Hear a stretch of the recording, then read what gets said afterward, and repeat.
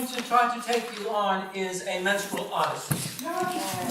This is called What's with the Men in Menstruation, and it starts about 8,000 years ago on a Wednesday. Returning to the cave, arm gashed by claw of tiger, back scarred by spear of foe, noting first the scent, then adjusting to the dark, the small red spots across the rubble, and then the rivulets down her leg, dried in the hair of her calf, glistening maroon, reflecting dimly the light of the smoldering fire. Blood! Blood! Clutching his club and bending to grasp a stone, his eyes dart and nostrils flare to find the intruder that had caused this flow. The foreign beast, standing or crawling on 2 legs or 4, that had drawn life's fluid from his cave mate's groin. No sound of scurrying feet or padded paw, no smell of body or of musky pelt, no furtive move or change of shadow shapes, while she, fresh fluid flowing still, detecting his concern, bared her teeth and lowered eyes in gestures of welcome and ease. Hair still on end, nostrils twitching, breath coming short, club slowly lowered and rock dropped to the floor. He neared her by the fire, knelt to sniff the odor, and reached to touch the matted nest of hair. Pulling back his red-smeared fingers, he held them to his nose, touched them to his tongue, stared at the thick crimson, familiar, and yet strange.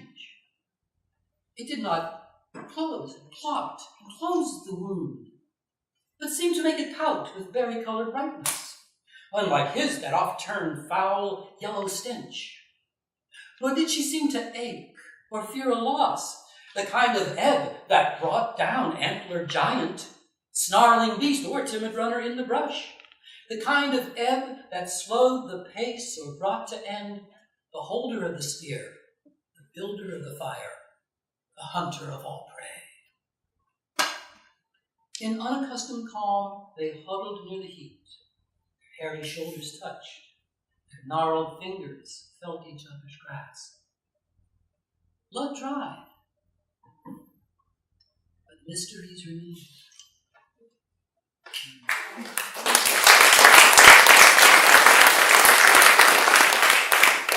Let's move ahead a few millennia. Talk about a few boys. This is called wrapping the gift. Aged 10, 2 days before Dad's birthday, lacking a box in which to wrap a bulky sweater, about to leave the bathroom, he spots atop the basket a large blue and white box, just the right size. Carrying the box through the house, his mother stops him asking, "What are you doing with that?" Smiling smartly, "It's to wrap Dad's sweater in." Mother pauses. "No, you can't use that.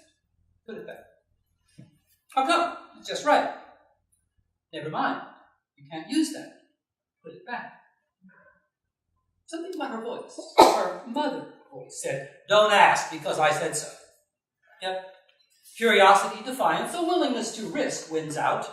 Well, clean an empty box, pale, blue, and white. The label mentioned napkins. What could be wrong? But why not? What is it? Her eyes narrow and voice drops. The words, brief, definitive, fixed. "It's something I use." No longer mother's voice, or not merely mother, but rather mother of men. Mother of meaning. Mother of secrets. He is not authorized to share and might never be. The matter settled, he places the box back atop the trash basket. Dad's sweater would settle for rapidly.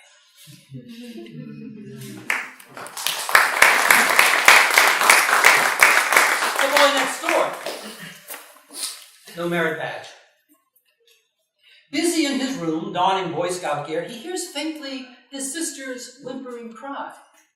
Moving to the door, his mother's muffled voice is heard, though comforting in tone, unclear in meaning. Sister's cry is louder now. Anger, pain, and accusation find mutual expression. "It's not fair. I'm not ready yet." Mother, still soft, consoling, comforting, whispering words he cannot hear. Inching down the hall to Mother's door, inching down the hall to sister's door, half ajar but sheltering still. His presence felt, she cries, "Go away!" Mother shakes her head, closing the door, closing him out. Downstairs, father in the kitchen, dishes in the sink, energy drained out, worry, difference, change, absence, and presence compete. "Dad?" he asks, almost voicing, "Daddy? What's wrong with Brittany? Is she sick?" "No, she's not exactly sick." Sensing something left unsaid, he asks, "Is Brittany going to die?" Father smiles, shakes his head and sighs. Begins to speak, then sighs again. "No, she's not going to die. It's just something that happens to women sometimes." "Women?" he thought, with frown, then sneer and sort of disbelief. "Who's she kidding this time? Always putting on an act." Returning to his room, closing the door, the lure of merit badge and the rank of Eagle Scout beckons.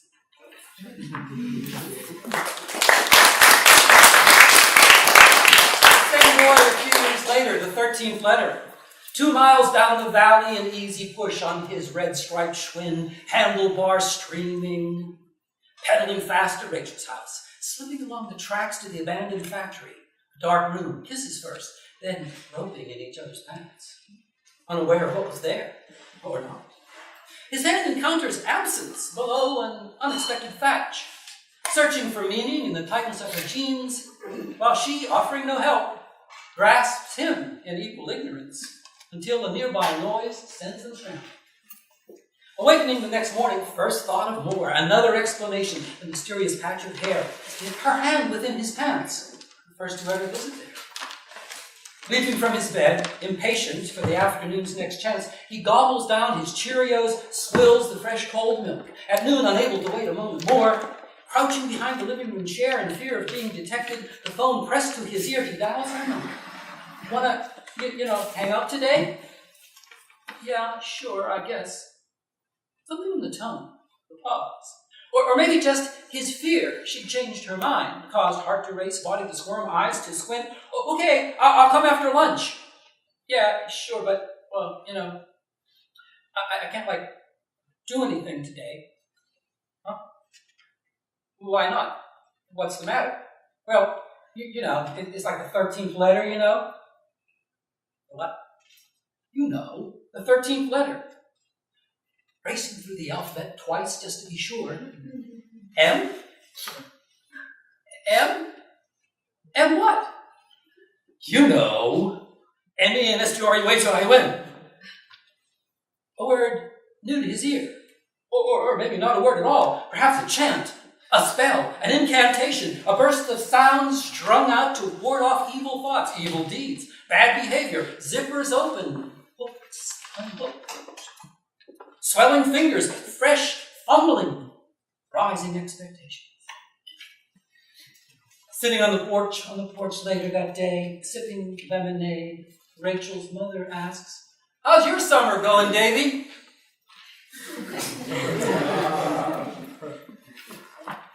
Same lad, a few years later, he's in college now.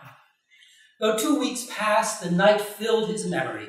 Months of lead-up, long, wet sessions in dark dormitory lounge, furtive tugging at loose underwear, patch of hair, the secret spot, long walks back to his room, slowly sniffing the privileged finger, left pants stretched tight. And then, at last, on the couch of basement apartment, fully clothed but skirt pushed up and pants open, panties crouch, pulled to the side, the briefest push, and it was over. Everything was different now. Yet, interrupting trips back home, papers and tests, roommates in the way, had held at bay another trial. Now, heading for her dorm, expectations high, hopes soaring, aglow at savored memory, desire in full force, rushing to be on time, short of breath, waiting in the lounge. The RA shouts up the stairs, "Hey, Dolores, he's here!" 5 minutes, maybe 10. Sweeping down the steps, a quick kiss on the cheek, and out the door. Her serious glare held no special import. She was an English major, after all. Catching up, reaching to hold her hand, she pulls away, stares ahead, increases pace, and mutters, "I'm late." "Huh?" I said, "I'm late." "Oh, well, that's okay. I just got there myself." Stopping abruptly, spinning to face him. "No, I'm late." The most frightening words in any language. I'm late. Il tarde, je suis en retard, ik bin zu spät, ik habe sind, ho en retardo. I'm late. Blunt, transforming, fraught. I'm late. Life stops, hopes drain, plans crumble. I'm late. No more is said. 2 weeks pass, days of missed class, missed sleep, missed dreams. She's late. And then, after class, their usual time and place, campus quad under the oaks. Along the path she strides, urgent, the sound breaks through. She nearly shouts the happiest sentence in any language. I got it! The happiest sentence in any language. I got it. Lo tengo, ek bin geworden, ik haben es, ek vers hand, ho il ciclo mi sono venuto, I got it! Holding hands, they walk downtown. She waits alone outside the pharmacy.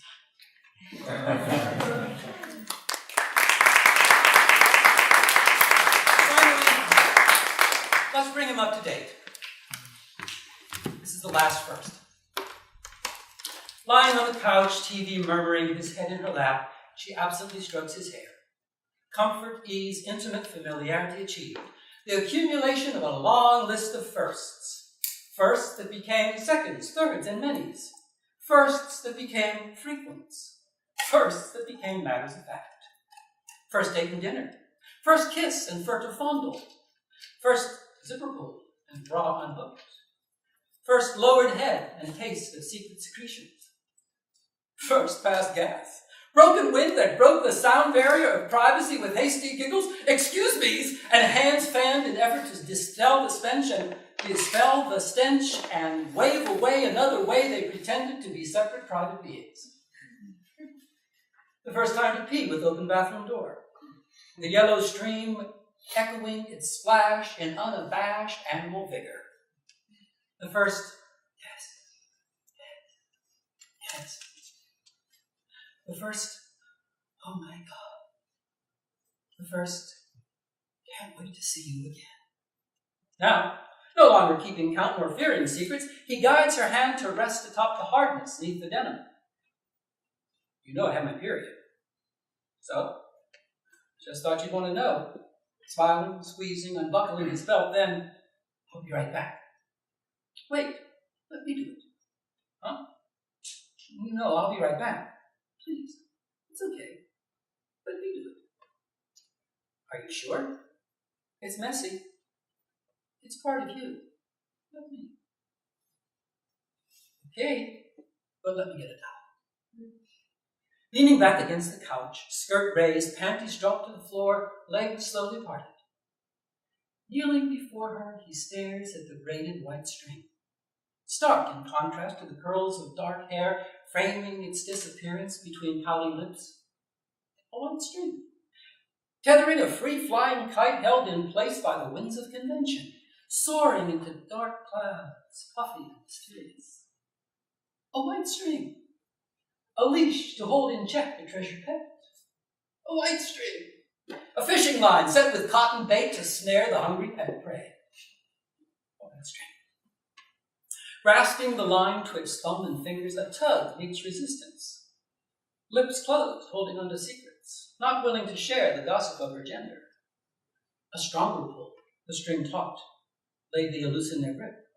A white tip appears, then the blood-soaked cotton plug, rich with the ribbed lining of life, swings free. A scarlet pendulum, a magic mesmerizing amulet, hypnotic, spell-casting, a glimpse into unknown worlds, distant lands, foreign soil, places and persons he can never fully grasp. But he can try. Folding the tiny red pearl gently within tissue and laying it aside, he shuffles forward on bended knees to take his place.